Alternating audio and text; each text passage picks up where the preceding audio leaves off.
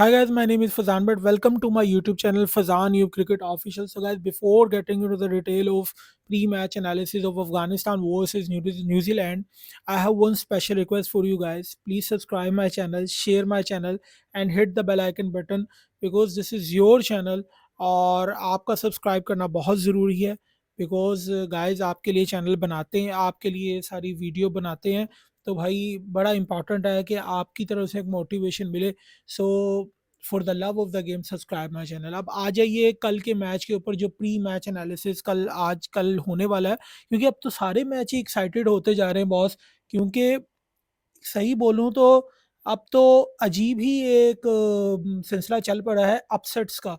जो अपसेट आज हुआ, जो इंग्लैंड वाले मैच में हुआ, अफ़गानिस्तान ने किया, फिर आज जो कि न्यूज़ीलैंड ने, आज न्यूज़ीलैंड कह रहा हूँ सॉरी, साउथ अफ्रीका और नीदरलैंड के मैच में हुआ। तो अब कल सारे लोग देखना चाहते हैं कि क्या कल का मैच भी कोई एक्साइटिंग हमें देखने को मिलेगा। तो अब तो लोगों की एक्साइटमेंट जो है वो क्रिएट हो रही है। तो अब इस मैच के ऊपर, प्री मैच एनालिसिस के ऊपर बड़ा ज़रूरी है कि ये मैच हो कहाँ पे रहा है। ये एम ए चिदम्बरम स्टेडियम के अंदर मैच हो रहा है और इधर ये बताते हैं कि जो टीम है उसके लिए बैटिंग करना, जो भी टॉस जीते, जो जीत रहा है, अगर वो पहले बैटिंग करता है तो इस पिच के ऊपर स्ट्रोक प्लेइंग करना मुश्किल होता है शुरू में बैटिंग करते हुए। तो बहुत सारे लोग ये कहते हैं कि भाई शुरू में जाके बॉलिंग कर लो और एंड के ऊपर जो है ना, यानी कि आप कह लो कि सेकंड बैट करके यहाँ पे स्ट्रोक प्लेइंग भी आराम से हो जाएगी, तो बैटिंग कर ली जाए। अच्छा गाइस, मैं इतना बता दूं, यहाँ पे कोई कुल मिला के इस पिच के ऊपर, इस पिच का बिहेवियर ये है कि यहाँ पे एम ए चिदम्बरम स्टेडियम के ऊपर जो पिच है वो शुरू में बॉल जो है वो आपके बल्ले के ऊपर बॉल सीम भी होती है। बल्ले के ऊपर बॉल इतनी आराम से शुरू में बैटिंग करते वक्त आसानी नहीं होगी, पिच स्लो होती है, वक्त के साथ पिच स्लो होती है और स्पिनर का रोल बड़ा वाइटल हो जाता है। लेकिन शुरू में सीमर्स को भी अच्छी खासी यहाँ पे सीम मिलती है। तो यहाँ पे जो कम्बिनेशन बनाना है हमने प्लेइंग 11 का, वो हमने बनाया है ये देखते हुए कि यहाँ बॉल जो है, यहाँ पे पिच के ऊपर भी स्पिनर के लिए भी रोल है और सीमर के लिए भी रोल है। तो हमने पिच के अकॉर्डिंग ही अपनी प्लेइंग 11 बनानी है न्यूजीलैंड की और अफगानिस्तान की। और अफगानिस्तान के लिए तो इशू है ही नहीं, अब उनके पास प्लेइंग 11 बनना आसान है। उनके स्पिनर्स तो वैसे ही हैं और अब फास्ट बॉलर भी उनके जो है वो फॉर्म में है। तो हमारे लिए कोई प्लेइंग 11 बनाना कोई इतना रॉकेट साइंस नहीं था। लेकिन हम बताना ये चाहते हैं, बार बार मैं इनसे इस बात पे स्ट्रेस डालता हूँ कि हमें पिच को भी इंपॉर्टेंस देनी होती है कई बार। और इसलिए मैं कहता हूँ अकॉर्डिंग टू पिच हमें प्लेइंग 11 बनानी है। और बड़ा मज़ेदार ये सेगमेंट होता है, मुझे तो बहुत मज़ा आता है, उम्मीद करता हूँ आपको भी मज़ा आता हो जब आप मैच देखते हो। ये अगर आप प्रोग्राम देखते हैं और आप मैच देखेंगे तो आपको मज़ा बहुत आएगा, क्योंकि इसमें हमने सब कुछ एक्सप्लेन किया होता है। अब ऐसा है कि यहाँ पे सीमर को भी असिस्टेंस मिलती है, स्पिनर का भी रोल बड़ा इंपॉर्टेंट हो जाता है। तो इसके ऊपर कुल मिला के इस जगह के ऊपर कितने एम ए चिदम्बरम स्टेडियम की ये पिच रिपोर्ट क्या कहती है कि यहाँ पे कुल मिला के बॉस ज़्यादातर पलड़ा जो है वो बॉलिंग, जो यानी कि बॉलिंग फर्स्ट मीन के जो चेस कर रहा है ना उसका काफ़ी फ़ायदा है। और बैटिंग फर्स्ट करने वाले के लिए ज़रा मुश्किल होती है, शुरू में स्ट्रोक प्लेइंग करना मुश्किल होता है। यहाँ पे हाईएस्ट टोटल 337 का भी हुआ है, स्कोर जो सबसे कम डिफेंड हुआ है 171 का भी हुआ है, हाईएस्ट स्कोर जो चेज हुआ है वो 291 का भी हुआ है। तो उम्मीद करते हैं, मेरे ख्याल से वर्ल्ड कप में ये रीत टूटी भी है यहाँ की। तो अब जो जो भी है यहाँ पे कुल मिला के जो इंडिकेशन मिलता है ना कि आपने यहाँ पे, अगर आप पहले बैटिंग कर रहे हो तो आपने 290, 250, 290 के दरमियान में से आगे जाना है, क्योंकि यहाँ सेकंड बैटिंग करना मुश्किल है। तो आपको 300 से ऊपर स्कोर लगाना है, क्योंकि टॉस आपके हाथ में नहीं है। तो अगर आप न्यूजीलैंड है या आप अफगानिस्तान है तो आपको पहले बैटिंग अगर आपकी आ गई है तो आपको 300 से ऊपर लगाना है स्कोर। जितना ऊपर आएगा, जितने आप 350 के करीब होंगे उतना आपके चांसेस ब्राइट हो जाएंगे। ठीक है।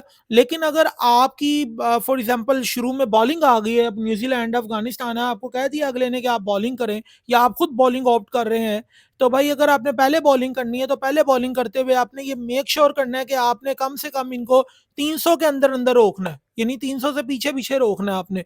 तो ये जो है ना, ये स्ट्रेटेजी होनी चाहिए। और ये मैं नहीं कह रहा, ये इस पिच के अदादो शुमार ये बातें कर रहे हैं हमारे साथ कि ये पिच होगी वो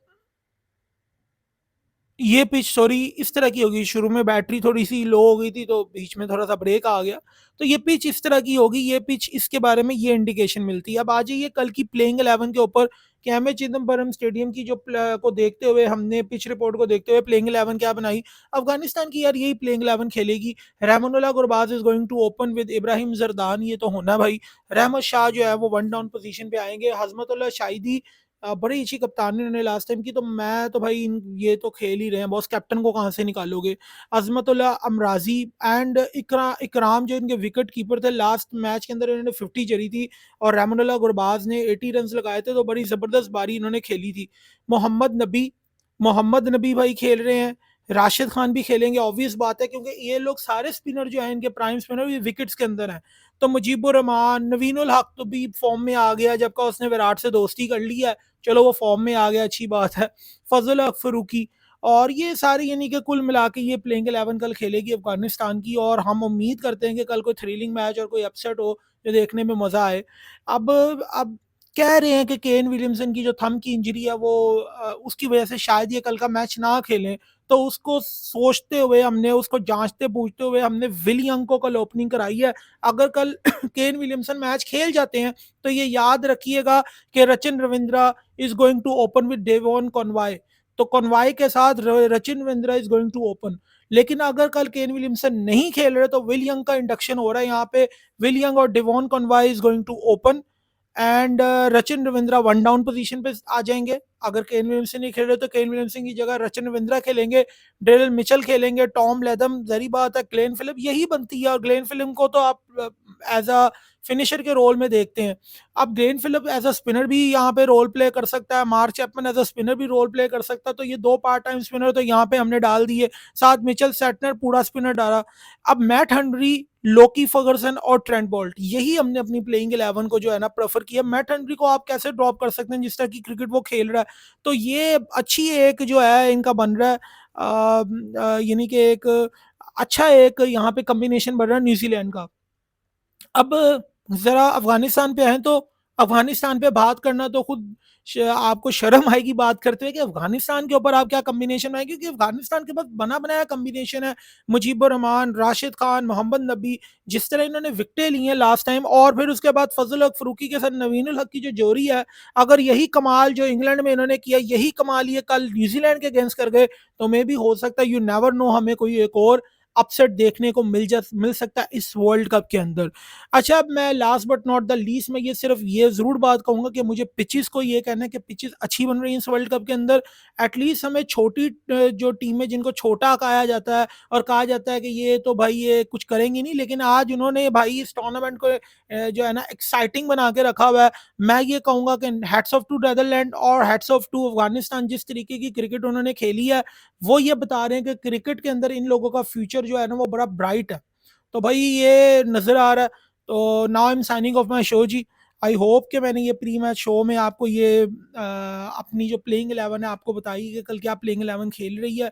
और थैंक यू वेरी मच। अब अपने चैनल को करो सब्सक्राइब, शेयर करो, लाइक करो, hit the bell icon button, because this is your channel. And आप जो है अगर आप नहीं करोगे सब्सक्राइब तो कौन करेगा। So for the love of the game एक बार फिर सब्सक्राइब कर लो चैनल को अगर नहीं किया, बेल आइकन के बटन को प्रेस करो, हिट करो, और अपने दोस्तों के अंदर, अपने फैमिली के अंदर आप अपने चैनल को शेयर किया करें ताकि आपके चैनल की ग्रोथ जो है वो बढ़े। तो अपने आप इस चैनल को फैला दीजिए। Thank you very much.